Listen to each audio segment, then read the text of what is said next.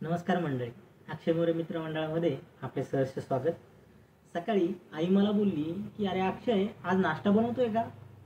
मी म्हटलं ठीक आहे चालेल. मग अचानक मला आठवलं की बरेच दिवस झाले आपण कांदे पोहे खाल्लेले नाही आहेत. मग मी आईला बोललो की आज आपण पुणेकरांच्या आवडीचे कांदे पोहे बनवूया. तर चला, किचन सिरीजमध्ये एपिसोड क्रमांक 5 कांदे पोहे. आजचा बेत कांदे पोहे.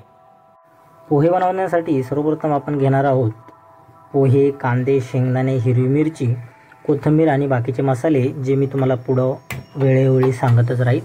गॅस चालू करून आपण कढईमध्ये शेंगदाणे भाजण्यासाठी लावणार आहोत. त्यानंतर एक मोठा कांदा बारीक कापून घेणार आहोत. पोहे हा माझ्या खूप जिव्हाळ्याचा विषय आहे, तर याच्यात तर आपण अव्वल असणारच. मी नेहमी सांगतो, कुठलाही स्वयंपाक बनवताना तुम्ही त्या स्वयंपाकामध्ये तुमचं किती प्रेम ओतताय आणि किती संयमाने तुम्ही ते स्वयंपाक बनवताय, ह्या सगळ्या गोष्टीवरती तुमचा स्वयंपाक किती सुंदर बनणार हे अवलंबून असतं. कांदा कट करून झाल्यानंतर आपण घेणार आहोत मिरच्या आपण एकदम बारीक बारीक कट करणार आहोत. तुम्ही चॉप करून जरी घेतल्या तरी सुंदर. हे असं केल्यामुळे मिरचीचा मिरचटपणा, तिखटपणा हा पोह्यामध्ये उतरतो.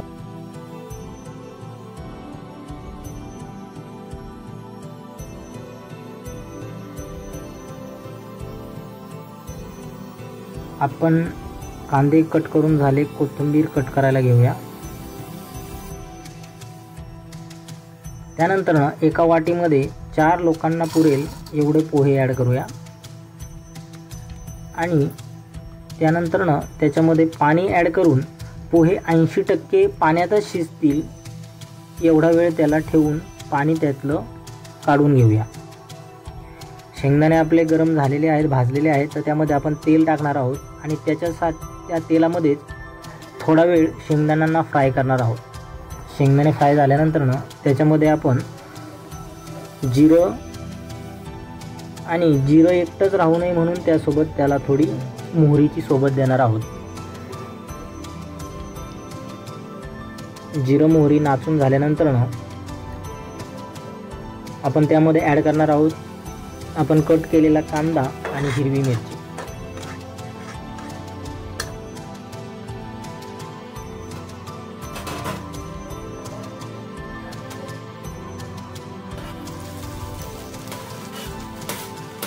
बरेच लोक कांदा हा ब्राऊन होईपर्यंत फ्राय करतात. आपण तसं करणार नाहीये. कांद्यातला तो क्रंचीपणा आपल्याला पोह्यामध्ये जाणवला पाहिजे, तर म्हणून आपण कांदा 50% फ्राय करणार आहोत.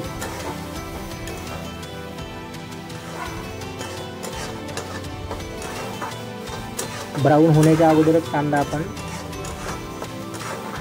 आपला तयार आहे असं समजून घेऊया. आपल्याला जो मसाला हवा आहे तो मसाला तयार होण्यास सुरुवात झालेली आहे. कांदा पटकनी फ्राय व्हावा त्यासाठी आपण त्यात थोडंसं मीठ टाकलं तरी चालेल. आता यामध्ये आपण मीठ ॲड करणार आहोत. पोहे बनवताना मीडियम आचेवरती तुम्ही पोहे बनवल्यानंतर पोहे खूप सुंदर बनतात.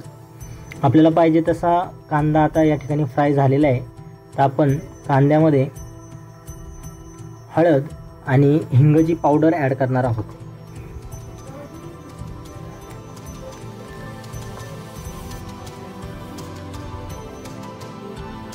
आता या क्षणाला जो मसाला तयार होणार आहे, जे मिश्रण तयार होणार आहे, ते तुमच्या पोह्याला शेवटपर्यंत ती हवी ती चव द्यायला कारणीभूत असणार आहे. आता अर्थात कोथिंबीरीचाही त्याच्यामध्ये खूप महत्त्वाचा रोल आहे. आपल्याला हवं तसं मिश्रण आता तयार झालेलं आहे. तर या मिश्रणामध्ये आपण जे मगाशी भिजवून ठेवलेले पोहे होते ते पोहे ॲड करूया.